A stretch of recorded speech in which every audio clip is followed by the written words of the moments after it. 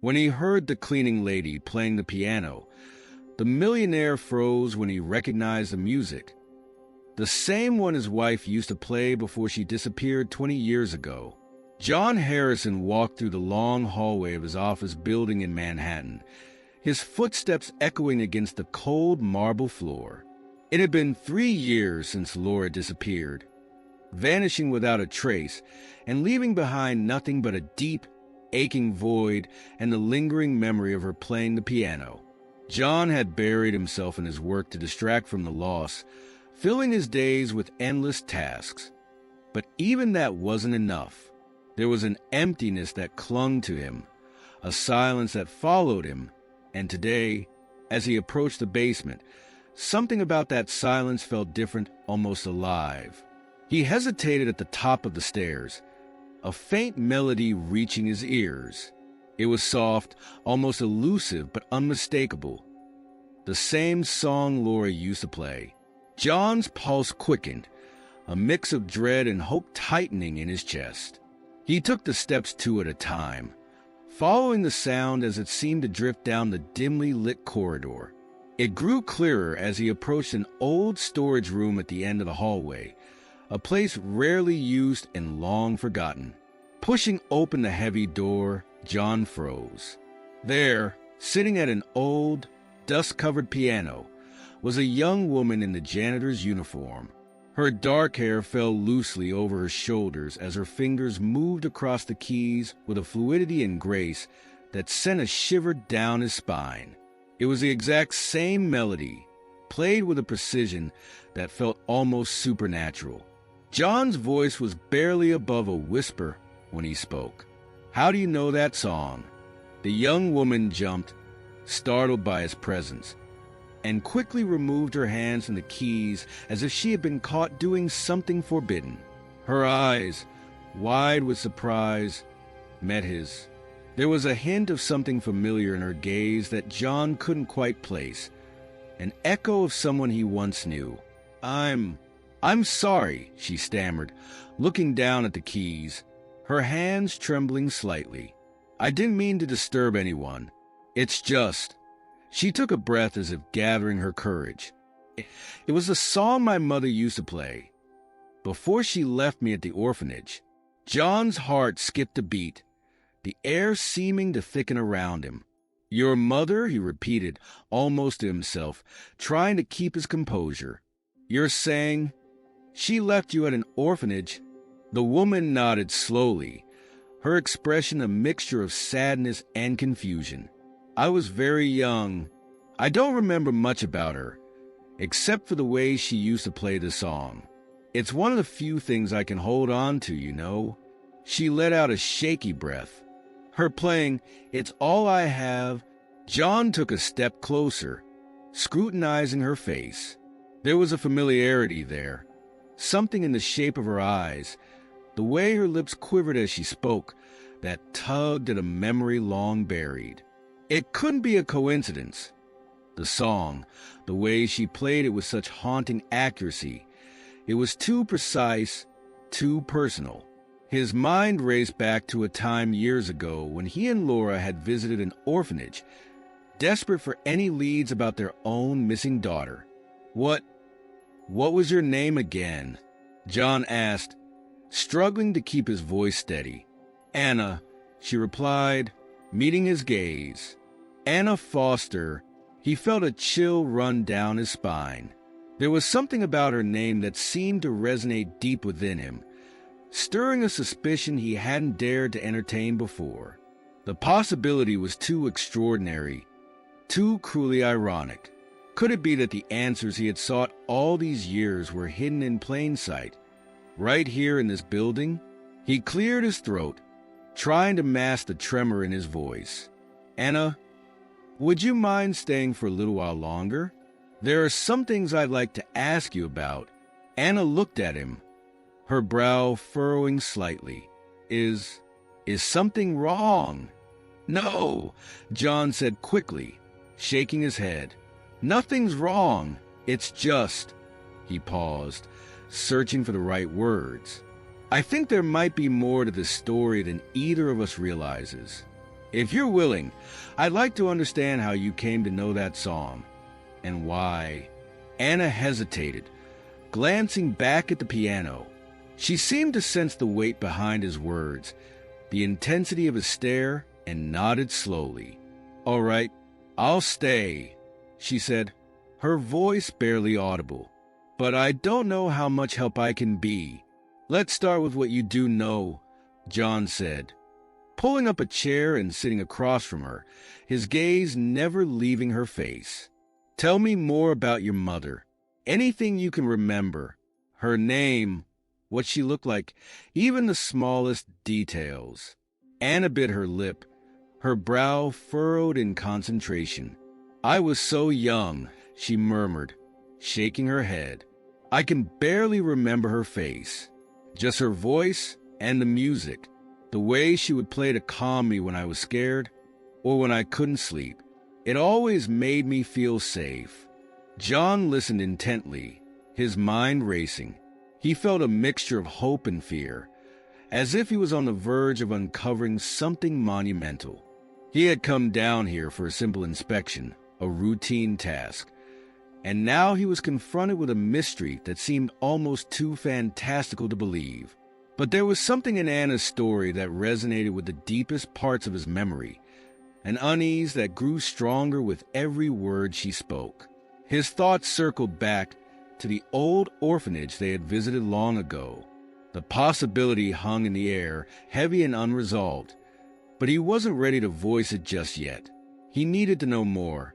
"Anna," he said, leaning forward, his tone gentle but firm, "if you don't mind, I'd like you to come back to my place for a while. There are things we might need to look into, and I think you could help me." Anna's eyes widened slightly, and she looked at him with a mixture of apprehension and curiosity. "Why, what do you think I can help you with?" John's gaze didn't waver. "I'm not sure yet," he said, his voice tinged with a sincerity that seemed to soften her apprehension. "But I think we might be able to help each other understand something important, something that's been missing for a long time." Anna held his gaze for a moment before nodding slowly. "All right," she said, "I'll come with you."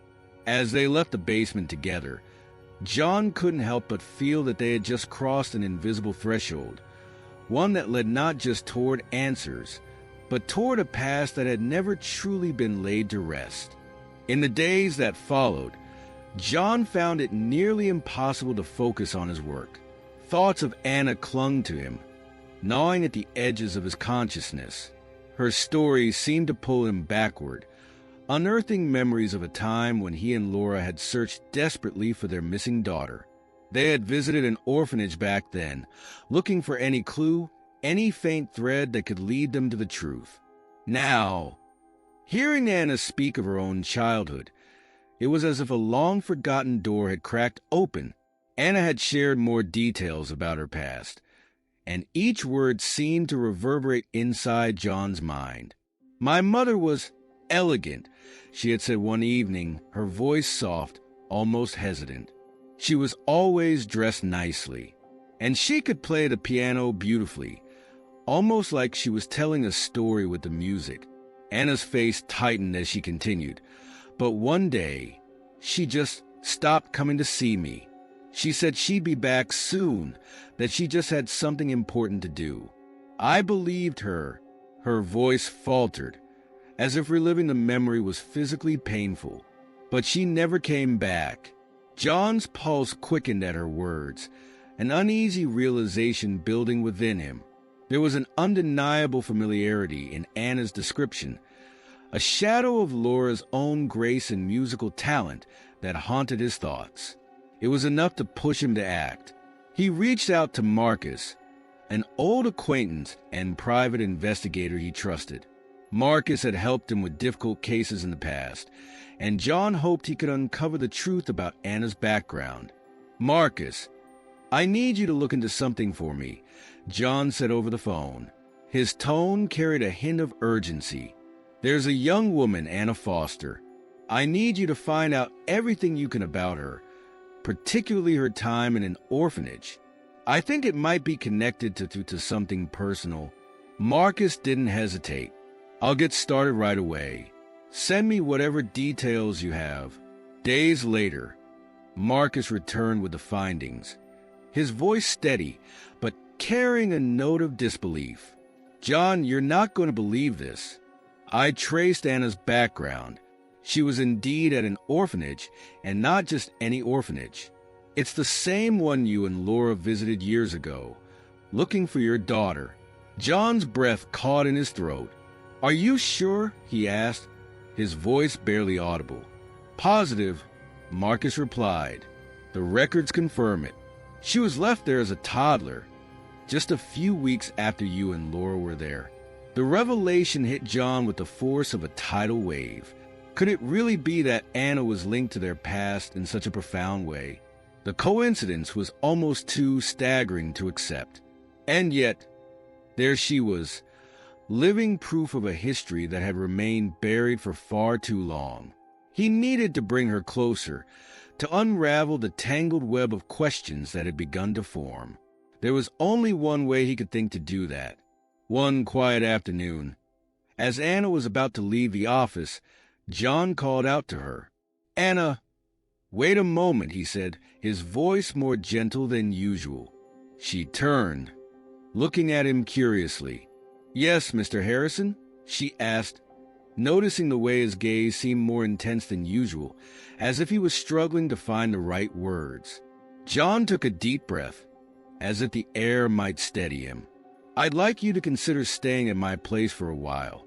I know it sounds sudden, but I think there's more to your story that we need to figure out, and it might be easier if we're under the same roof. Anna's brow furrowed, a flicker of hesitation crossing her features. You want me to stay at your house? Why? What could that possibly have to do with my past? John stepped closer, his expression softening. I don't know exactly how yet, but I believe that you might be connected to someone very important to me. To someone I owe lost. His voice broke slightly at the last word, and Anna could hear the unspoken pain behind it. Her eyes widened slightly. You think I might be related to you? She asked, disbelief mingling with a quiet hope. Not exactly, John answered. But there are things about your past that line up with a part of my life that I thought was over.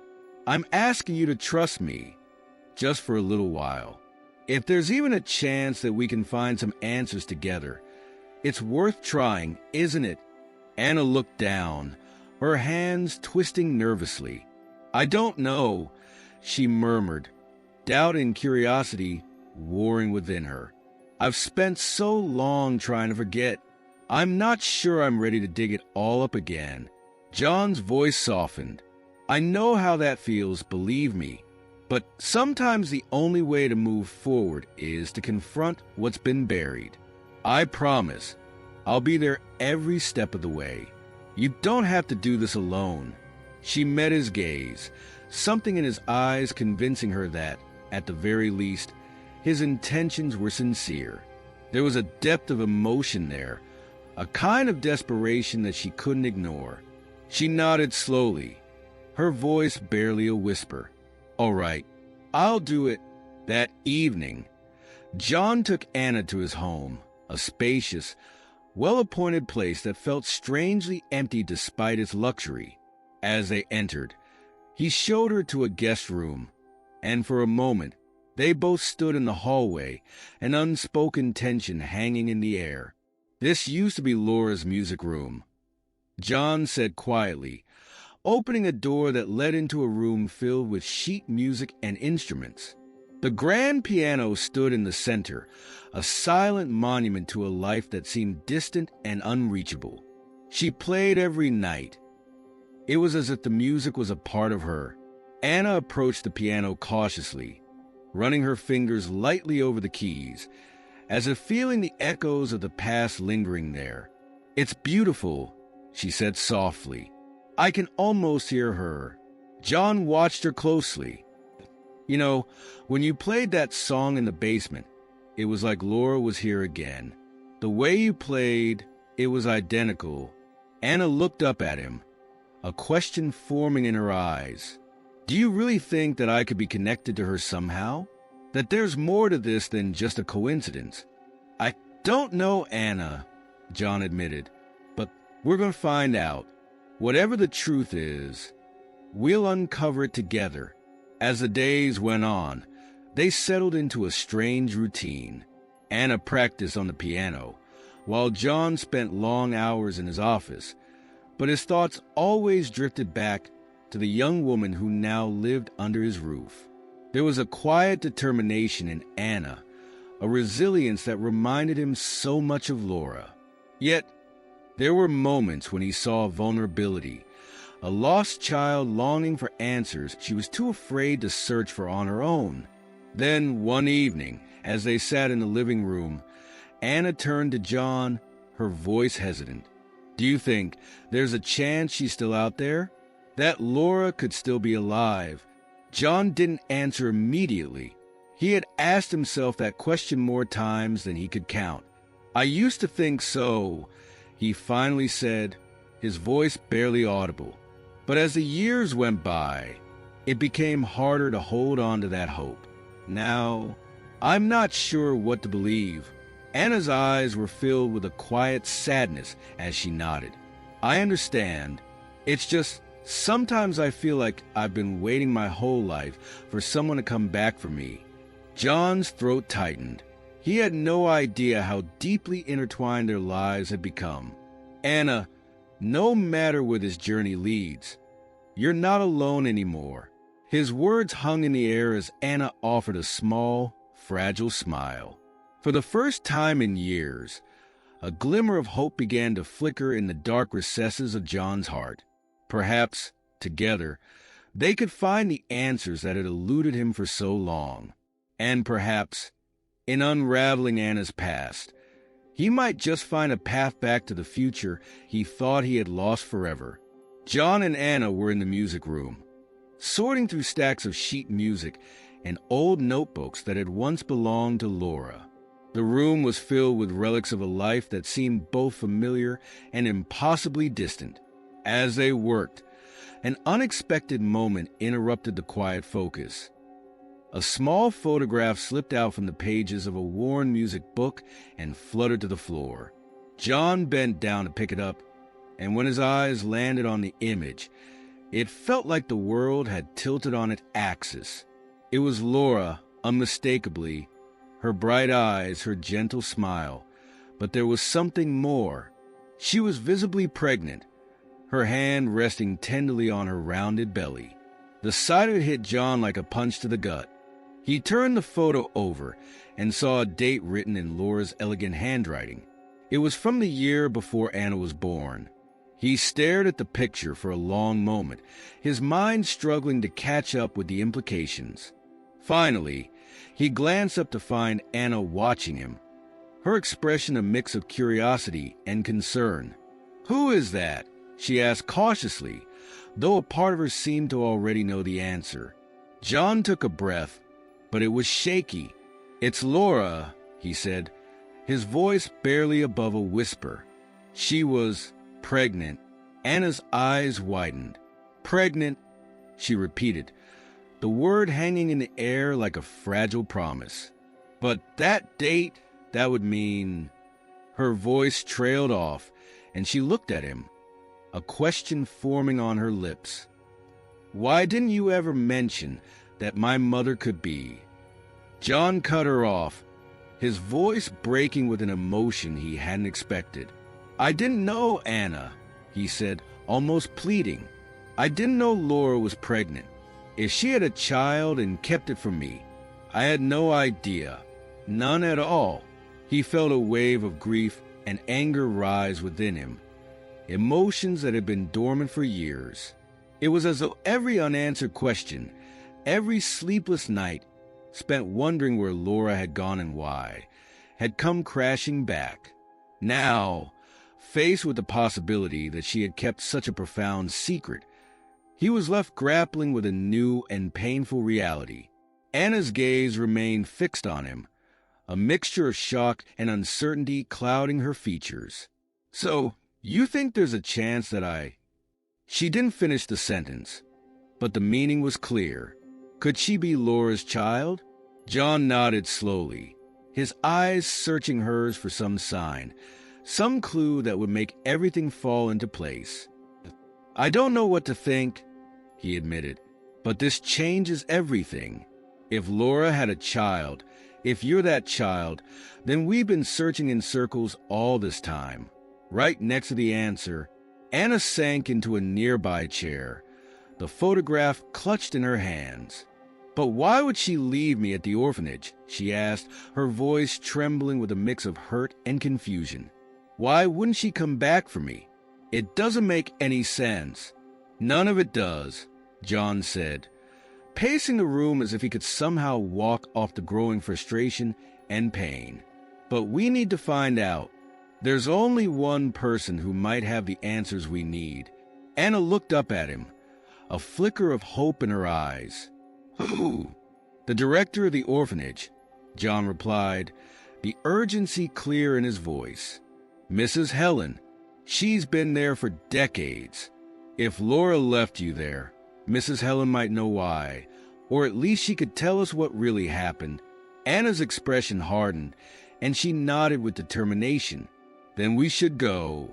The sooner, the better. The drive to the orphanage was silent, the weight of the revelation settling heavily over them. John's mind raced, trying to make sense of the new possibilities. If Laura had indeed given birth and left Anna behind, why had she kept it a secret? And why had she disappeared so soon after? There were too many questions, and every answer seemed to open up another layer of uncertainty. As they approached the orphanage, the old building loomed in the distance, its faded exterior holding memories that John wasn't sure he was ready to confront. He parked the car, and they made their way inside, the air thick with a mixture of dread and anticipation. Mrs. Helen was seated at her desk, surrounded by stacks of paperwork. She looked up as they entered, her eyes narrowing slightly in recognition. Mr. Harrison, she said, her voice even. It's been a long time. Yes, it has, John replied, his tone guarded. We need to speak with you, Mrs. Helen. It's about Anna.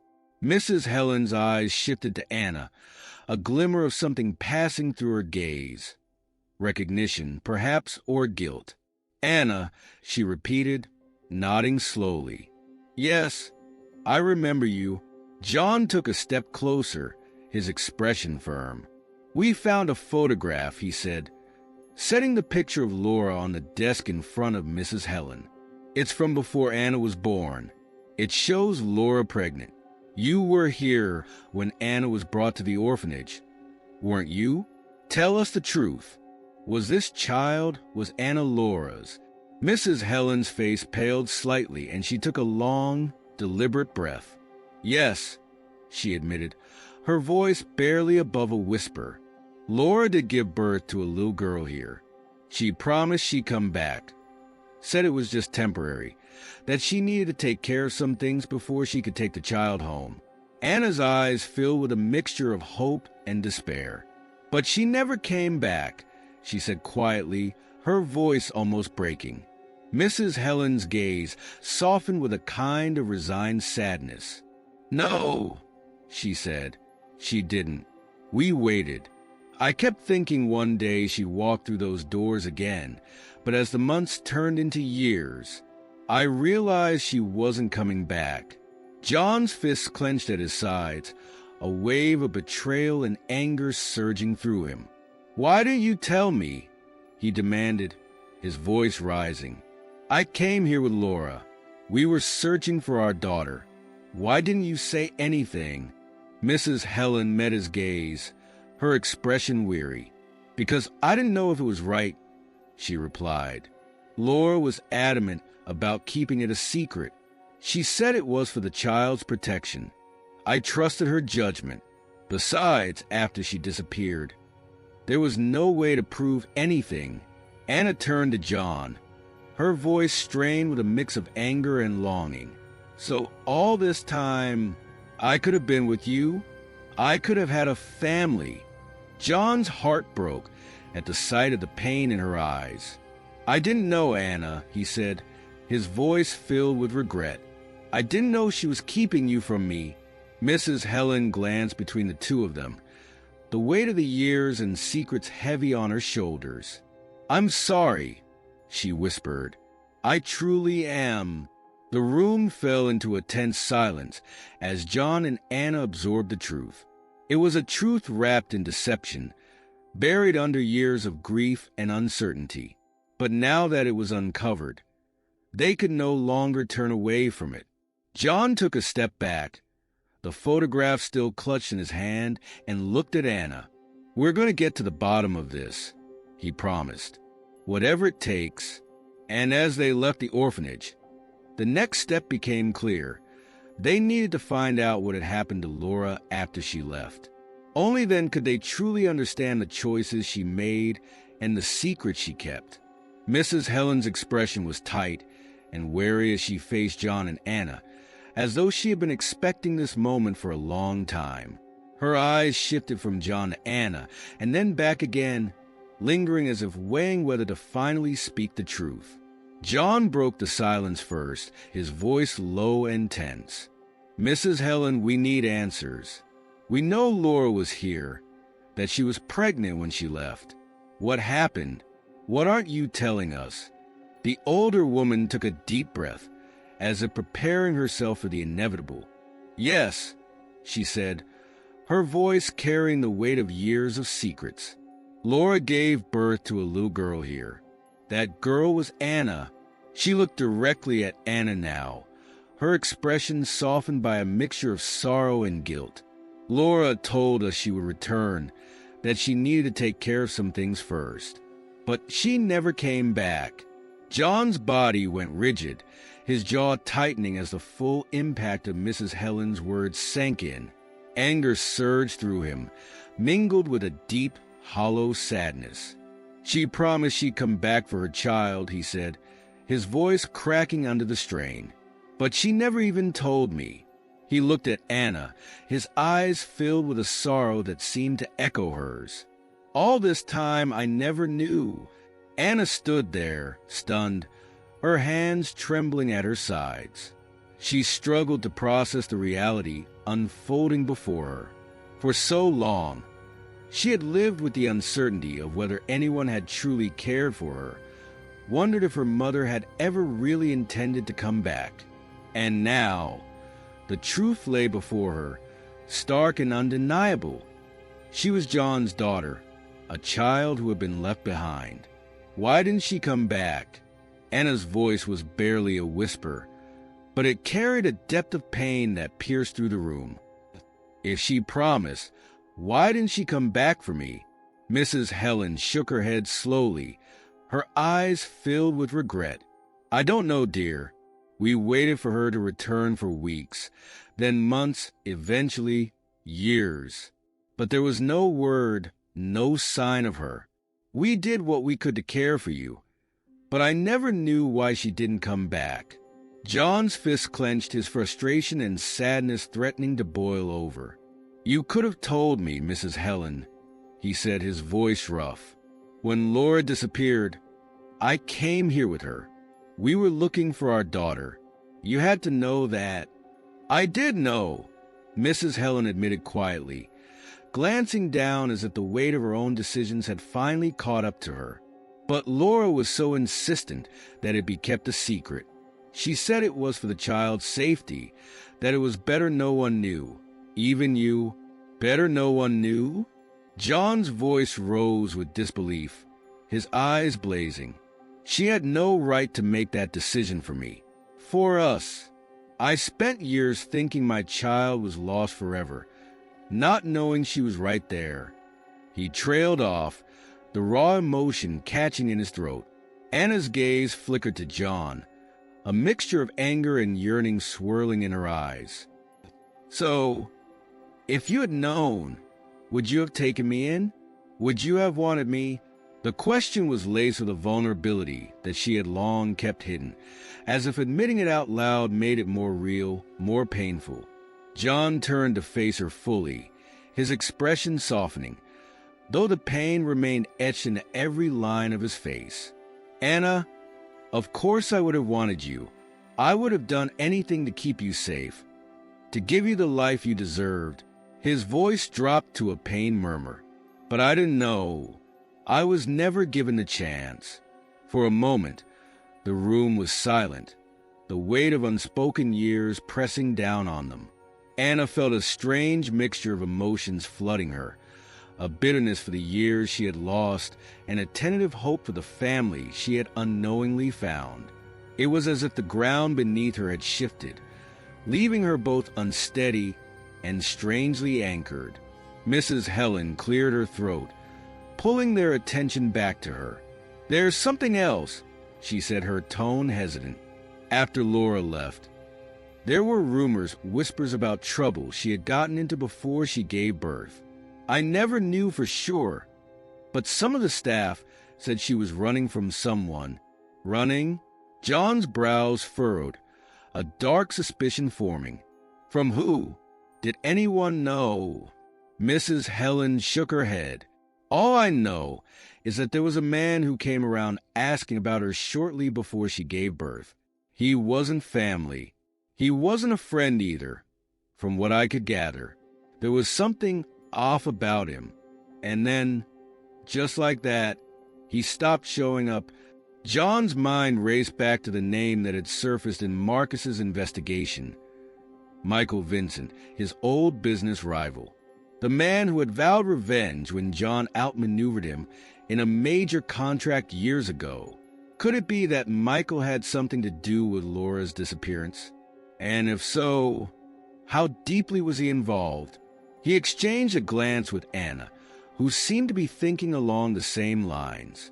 "We need to find out who this man was," John said with renewed determination, "and why he was looking for Laura. If there's even a chance he knows something, we need to find him." Anna's expression hardened with resolve. "If it's connected to why she left me, I want answers just as much as you do." There was a fire in her voice now, a defiance that mirrored John's own resolve. She had spent too long in the shadows of her own life, piecing together fragments of a history that never made sense. But now, with the truth within reach, she wasn't going to turn away. As they left the orphanage, John felt a new urgency coursing through him. The truth was finally coming to light, but it was just the beginning. There were still too many gaps, too many questions that remained unanswered. The man Mrs. Helen spoke of was the next link in a chain that could lead them to the whole story. He looked over at Anna, who walked beside him with her chin held high, and for the first time, he felt a sense of pride and protectiveness that went beyond duty or obligation. She was his daughter, and he had already lost too much time. Now, it was time to fight for what was left, to uncover every secret that had kept them apart. And as they got into the car, John's thoughts turned to Marcus, the detective who had already uncovered more than John ever thought possible. If anyone could help them track down the man connected to Laura's past, it was Marcus. It was time to make the call. John paced back and forth in his office, gripping the phone tightly as he spoke to Marcus. The private investigator's voice on the other end was calm, but carried a hint of urgency. "I dug up some more information," Marcus said. "Turns out, Laura was seen with a man named Michael Vincent shortly before she disappeared. You know the name, don't you?" John's grip on the phone tightened. "Michael Vincent. Of course I know him," he replied, a bitter edge in his voice. Michael had been his business rival, a man whose ambition and ruthlessness knew no bounds. Years ago, they had gone head-to-head over a lucrative contract, one that John had ultimately secured. Michael had taken the loss personally, and his threats of revenge had been more than just angry words. John had heard rumors about Michael's less-than-legal dealings over the years, and now those rumors seemed to be converging with his own family's tragedy. "I'm not surprised," John said, his voice dropping to a dangerous calm. If anyone had a motive to hurt Laura, to hurt me, it was him. There's more, Marcus continued. Michael didn't just disappear from the scene. I found out he's still operating in the city. I've got an address where we might find him. John hung up and immediately relayed the information to Anna. We have a lead, he said, his eyes locking onto hers with a fierce determination. We're going to see Michael Vincent. Anna didn't hesitate. Let's go, she said, a fire burning in her gaze. If he knows anything about why she left, I need to hear it. The drive to Michael's office was tense, the silence between John and Anna punctuated only by the shared sense of urgency. They arrived at a sleek, modern building, where Vincent's name was displayed prominently on the glass doors. It was clear he had done well for himself despite losing the contract to John all those years ago. Inside, they were met by a secretary who looked up in surprise at their sudden arrival. We're here to see Michael Vincent, John stated flatly. Tell him it's John Harrison. The secretary hesitated, sensing the tension in John's voice, but picked up the phone to announce their arrival. Within moments, they were led into Michael's office, a large space decorated with modern art and expensive furnishings. The man behind the desk stood up as they entered, his expression a mix of curiosity and amusement. John Harrison, Michael said, his tone dripping with mock warmth. It's been a long time. John ignored the pleasantries. We're not here to reminisce, Michael, he said coldly.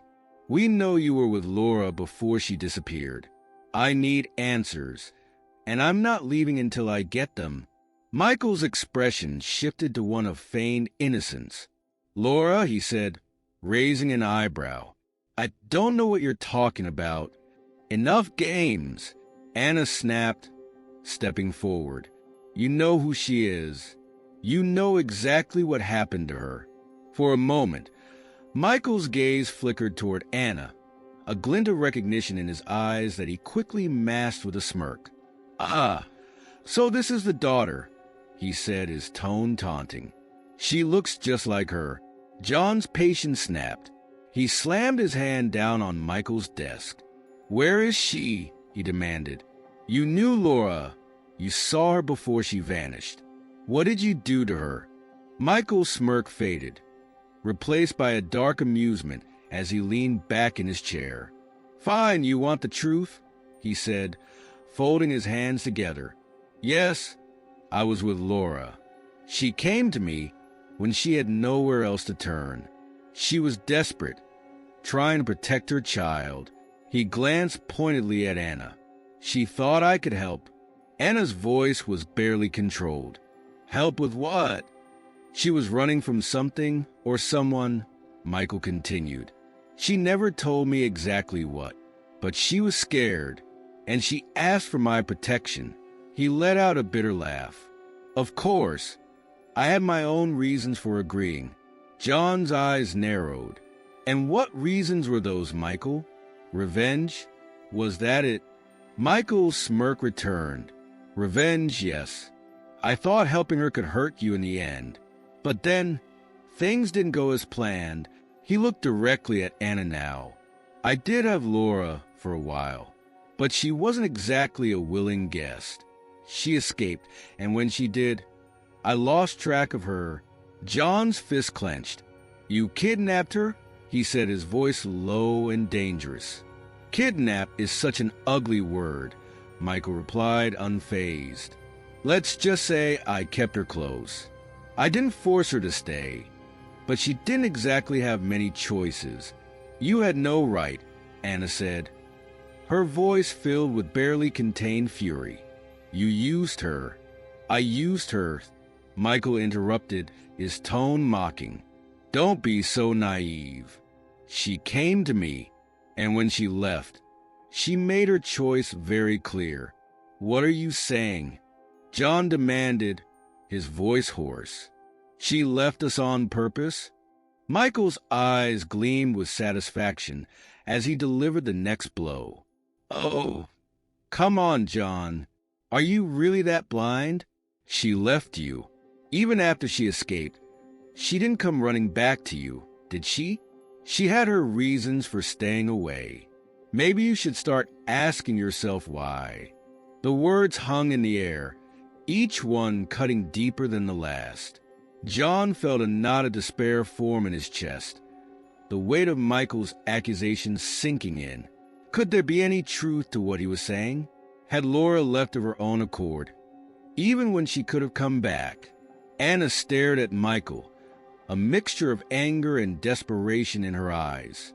"You're lying," she said, her voice unsteady. "There's no way she would just leave us." Michael shrugged, his expression indifferent. "Believe whatever you want," he said, leaning back in his chair. "But the fact remains, she's gone. And if she didn't come back, maybe that was her choice." John's hands trembled with a mix of rage and helplessness. He turned away from Michael, his mind racing with the new questions that had been thrown at him.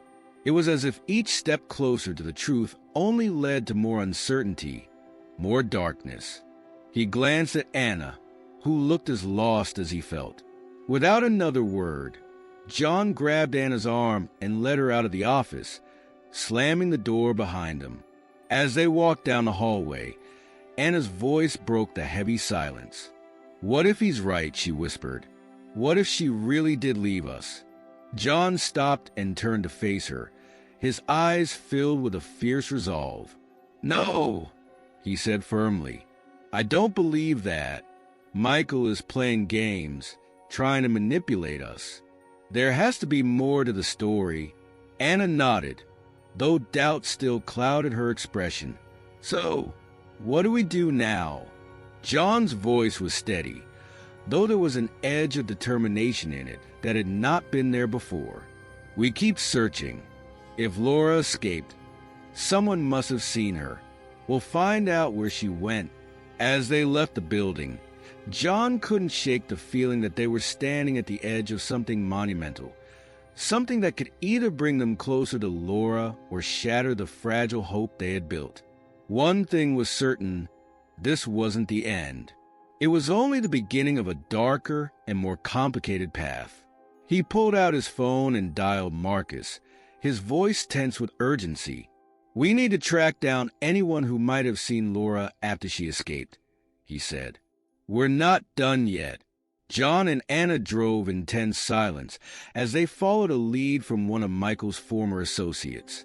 The man, after some persuasion from Marcus, had mentioned a small coastal town where a woman fitting Laura's description had been seen.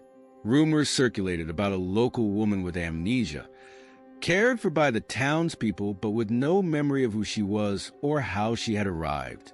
As they approached the community hospital, the air seemed to thicken with anticipation. John could feel his heart pounding, a relentless drumbeat in his chest. Anna walked beside him, her face a mix of hope and fear. The nurse at the front desk looked up as they entered. "We're here to see a woman," John began, trying to keep his voice steady. "We heard about a patient, someone who might be suffering from memory loss." The nurse's eyes showed a hint of recognition. "You must be talking about the Jane Doe we've been taking care of. Follow me, please," she said, gesturing for them to come along. She led them through the winding hallways of the hospital, each step bringing them closer to an answer John had spent years searching for. When the nurse stopped in front of a room, she gave a brief, sympathetic glance before opening the door. "She's in here," she said softly. John and Anna stepped inside, and time seemed to stand still. There, sitting by the window, was Laura. She looked different. Her hair was streaked with gray, her face more lined, but there was no mistaking her. She was older, thinner, with a fragility that seemed out of place for the vibrant woman John had loved. Her eyes, once bright with life, now seemed vacant, lost in a fog of forgotten years. John's breath caught in his throat. He took a hesitant step forward. "Laura, it's me, John," he said, his voice trembling with emotion. "I've been looking for you." She turned slowly to face him, her gaze meeting his. But there was no recognition, no flicker of familiarity in her eyes. Her expression was distant, almost as if she were looking through him rather than at him. "I don't know who you are," she replied, her tone flat, devoid of any emotion. "I'm sorry. I don't remember." The words hit John like a blow, knocking the air from his lungs. He had imagined this moment so many times. Their reunion, the tears, the embrace that would make all the years of searching worth it. But standing here, facing the blankness in her eyes, he felt a profound emptiness, as if the woman before him was both Laura and a complete stranger. Anna stepped forward, her voice tentative. "Mom, it's me, Anna," she said, her eyes filling with tears. "Do you remember me? Anything at all?" Laura's gaze shifted to Anna, and for a brief moment, something flickered in her expression. Confusion, perhaps, or a faint echo of recognition, but it quickly faded. "I'm sorry," she whispered, her voice breaking. "I wish I could, but I can't." Anna's face crumpled, her shoulders slumping as the reality of the situation sank in.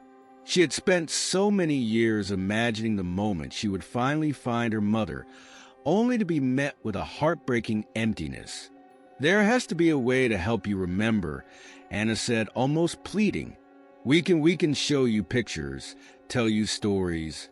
The nurse stepped into the room, her voice gentle. "She's been here for almost 3 years," she explained. "She was found near the shoreline, injured and disoriented. The doctors believe she suffered some kind of trauma, perhaps an accident, that caused her amnesia.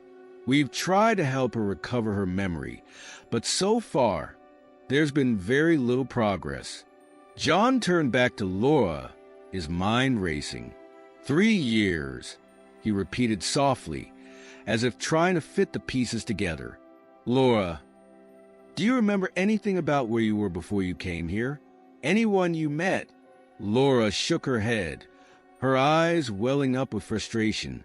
"I try to remember," she said, her voice trembling, "but it's like trying to catch smoke.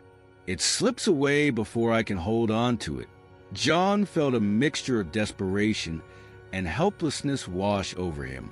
He had finally found her, but she was still out of reach, trapped behind a wall of lost memories. He sat down in a chair across from her, his voice steady but filled with sorrow. "Laura," he said softly, I don't know how much you can remember, but I need you to know that we love you. We've never stopped searching for you. Anna and we've been waiting for this day for so long." Laura's eyes moved between John and Anna, and though there was still no recognition, there was a deep sadness in her gaze, as if she could sense the weight of the years that had passed. "I'm so sorry," she said again, her voice barely above a whisper. "I want to remember. I do." Anna took a tentative step closer and reached out to take Laura's hand. "We're not giving up on you," she said, her voice filled with quiet determination. "We'll help you find your way back." The nurse cleared her throat gently. "There are some techniques we can try," she said. "Cognitive therapy, music therapy, sometimes familiar songs or sounds can trigger memories." John's gaze sharpened at the mention of music. "Music therapy," he echoed. "Laura used to play the piano. She loved it. Maybe we could bring her some sheet music, some of her old songs. It might help." The nurse nodded. "It's worth a try," she agreed. "Anything that could spark a memory." Over the next few days, John and Anna returned to the hospital with Laura's old sheet music, hoping the familiar melodies might reach through the fog of amnesia. Anna played the piano softly in the corner of the room, the notes filling the air with a haunting beauty that seemed to echo from a time long ago. John watched Laura closely, searching for any sign of recognition, any flicker of the woman she once was. But as the days passed, Laura remained a stranger. She would listen to the music with a quiet, almost wistful expression, but there was no breakthrough, no sudden remembrance. It was as if the music was just a distant echo of a life she could no longer reach. Still, John refused to lose hope. "We'll keep trying," he said to Anna, his voice filled with determination. "There has to be something that will help her remember." Anna nodded, though there was a sadness in her eyes that spoke of the fears she kept hidden. "We have to believe she'll come back to us," she whispered. "We owe her that much." And so they continued, clinging to the hope that the woman they had found could one day remember the life she had lost. But as each day ended, they were left with more questions than answers, and the realization that the road ahead was longer than they had ever anticipated. Laura sat at the piano, her hands resting limply on her lap. The instrument had once been a source of joy, a bridge to another world where music spoke more eloquently than words. Now, it was a relic of a past she couldn't quite grasp. John and Anna lingered nearby, their presence both hopeful and cautious, as if they were afraid of scaring away whatever fragile memories might emerge. Anna took a seat beside her mother on the piano bench, glancing at John, who gave her a small nod of encouragement. She opened a sheet of music, one of Laura's old favorites, and placed it gently on the stand. With a deep breath, Anna began to play. Her fingers moved over the keys, hesitant at first, then gaining confidence as a familiar melody filled the room. It was a piece Laura had composed herself, a song that had once filled their home with warmth. The first notes seemed to awaken something in Laura. Her gaze, which had been distant, shifted toward the piano. Her fingers twitched slightly, as though some part of her remembered what to do. She watched Anna play, and slowly, her eyes filled with a faint light, a glimmer of recognition. John held his breath, inching closer to the piano as he saw the change in Laura's expression. "Laura," he said softly, not wanting to break the spell, "does any of this seem familiar?" Laura's brow furrowed, as if she were trying to peer through a dense fog in her mind. I know this song," she whispered, her voice tinged with uncertainty. "I used to play it, didn't I?" "Yes," John said, his voice filled with quiet relief. "You played it all the time. It was one of your favorites." Anna's hands continued to move across the keys, guiding the melody forward. "Do you remember anything else, Mom?" she asked gently. "Anything at all?" As the music flowed, Laura's mind began to stir. At first, the memories came in brief flashes, fragments of moments that seemed to float just beyond her reach. She saw a little girl laughing, her dark hair bouncing as she spun in circles. She remembered a pair of strong hands helping her to her feet after a stumble. And then there was a face, familiar, comforting. She closed her eyes as if to hold on to the images before they could slip away again. "There was a little girl," she said slowly, her voice trembling. "She was so young, and her eyes flew open, fixing on Anna. She was mine, wasn't she?" Anna's fingers faltered on the keys, and tears welled up in her eyes as she turned to face Laura. "Yes, Mom," she said, her voice breaking. "That little girl was me. I'm your daughter." The realization seemed to hit Laura all at once, and she gasped as a wave of emotion washed over her. Her hand reached out, trembling, and touched Anna's cheek. "My daughter," she whispered, as though testing the words on her lips. I had a daughter." Her eyes searched Anna's face, finding traces of the child she remembered, now grown into the young woman before her. "Yes," Anna said, tears streaming down her face. "I'm here. I've always been here, waiting for you."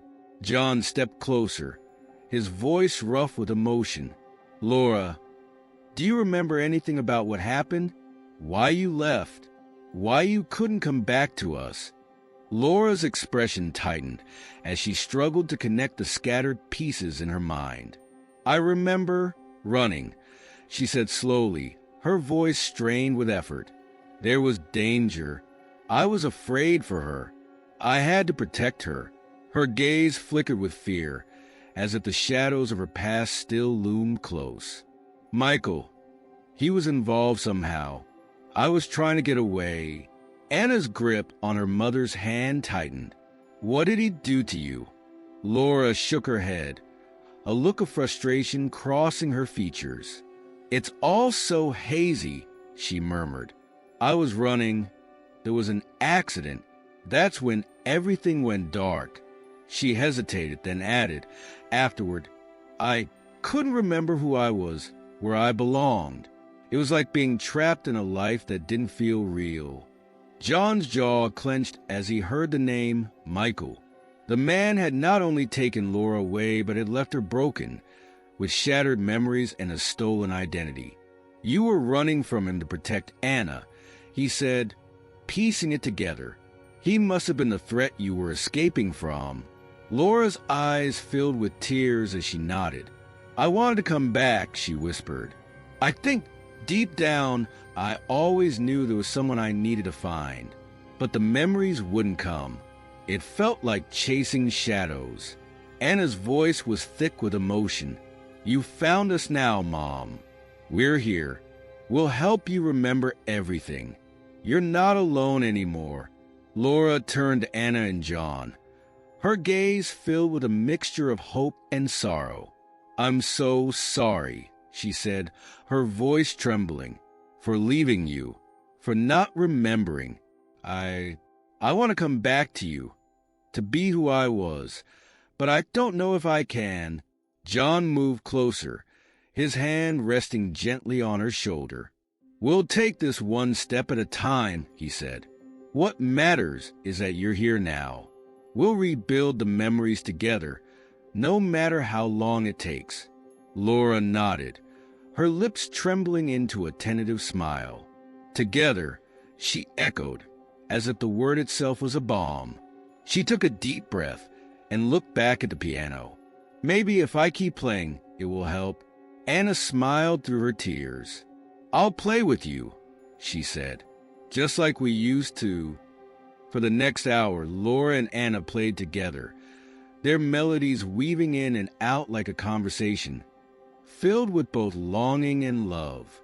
The music seemed to breathe life back into the fractured pieces of Laura's mind, awakening long-dormant feelings and fragments of the past. But as the day drew to a close, John could see there were still gaps in her memory, dark spaces where pieces were missing, or perhaps had been lost forever. Yet, there was also progress, and for the first time in years, a sense of hope filled the room. As they left the hospital that evening, John and Anna walked on either side of Laura, guiding her gently. There was a new lightness in their steps, as if the music had lifted a small part of the burden they had all been carrying for so long. But John knew the journey was far from over. There were still questions to be answered and truths to be uncovered. And Michael, he was not yet done with them. Laura's memory might still be fragile, but now they had a path forward, and John was determined to follow it, no matter where it led. Back in Manhattan, life slowly began to take shape again.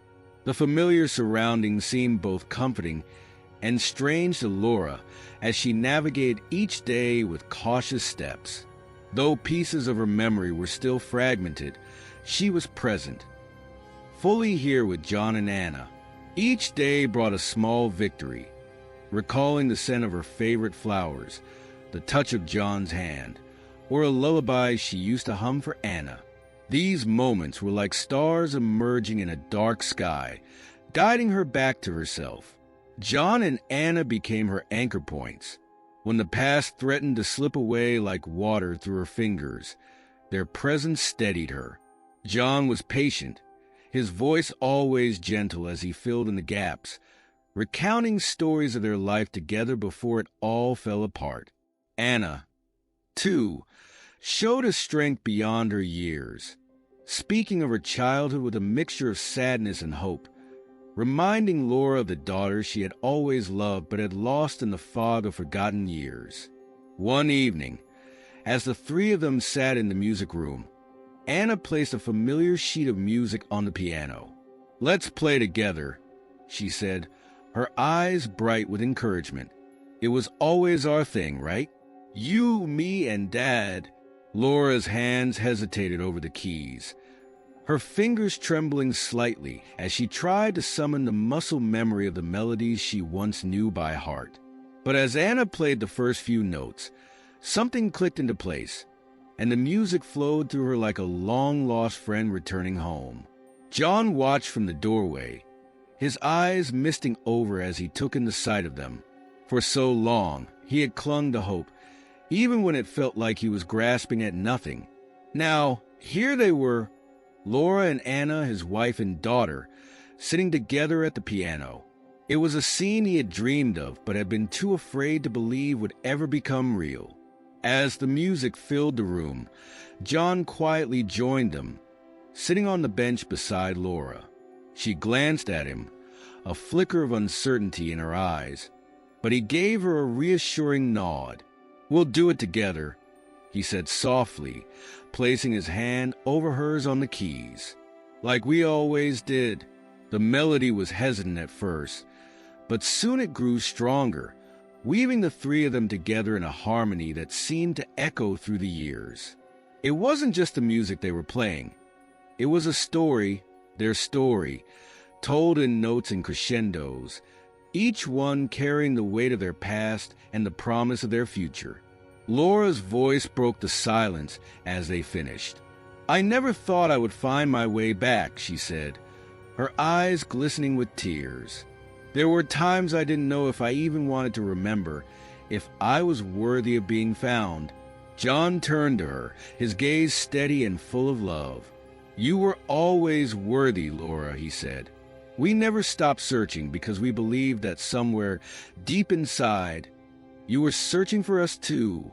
Anna leaned closer, her voice gentle but firm. "And you did find us, Mom. It may have taken longer than we ever expected, but you're here. We're together." She hesitated, then added with a small, hopeful smile, "And we still have time." Laura reached out, pulling Anna close, and then drawing John into the embrace. For the first time in years, she felt a sense of peace settling into the spaces that had once been filled with uncertainty. The life she thought she had lost forever was within her grasp again. It wasn't perfect, it was flawed and complicated, but it was real. And for Laura, that was enough. The days that followed saw Laura's confidence begin to grow, little by little. There were still moments of doubt and confusion, nights when the darkness seemed to close in, and she struggled to piece together the fragments of her identity. But John and Anna were always there, and the music was always there. Each note, each song they played, seemed to stitch together the torn edges of her memory, healing the wounds that Michael's cruelty and the passage of time had inflicted. John and Laura began to rediscover their love, not as a desperate attempt to recapture the past, but as two people who had been through a storm and found shelter in each other's arms. They talked for hours about everything and nothing, sharing new dreams, laughing at old memories that Laura slowly began to recall, and comforting each other when the weight of it all felt too heavy. One afternoon, as they played another familiar tune, Anna turned to them with a look of determination in her eyes. "You know," she said, "we should record this, the three of us. It would be our way of marking a new beginning." John smiled, nodding at the idea. "I think that's a wonderful idea," he agreed, looking at Laura for her reaction. Laura's lips curved into a smile, a true smile that reached her eyes. "Let's do it," she said, her voice steady. "A new melody for a new chapter." And so, They began working on a piece that intertwined elements of Laura's old compositions with new sections that Anna and John helped shape. It became a reflection of their journey, the loss, the struggle, and the reunion that had brought them back to one another. As they practiced, the song seemed to take on a life of its own, evolving and growing just as they had. When the day came to record the piece, the room was filled not just with music, but with a sense of closure and new beginnings. John, Laura, and Anna played with a kind of unity that could only come from people who had walked through fire together and emerged, not unscathed, but stronger for it. The notes echoed off the walls, weaving a tapestry of sound that spoke of hope, resilience, and love. As the final chord faded into silence, Laura looked at John and Anna, her eyes bright and her heart full. "It feels complete," she said, as if the music had finally closed the circle on a chapter that had taken years to resolve. John reached for her hand, his voice warm and steady. "It's complete because we're complete," he said. "We've found our way back to each other, and that's what matters." Anna placed her hands over theirs, her face glowing with the quiet satisfaction of a daughter who had finally found her place in the world. "We didn't just find our way back," she whispered. "We created something new." And with that, the final melody that had once seemed lost forever found its way home, bringing with it a sense of wholeness that none of them had ever dared to dream was possible. It was not just the end of a story, but the beginning of another, a story of a family that, against all odds, had come back together and found the strength to keep playing one note at a time.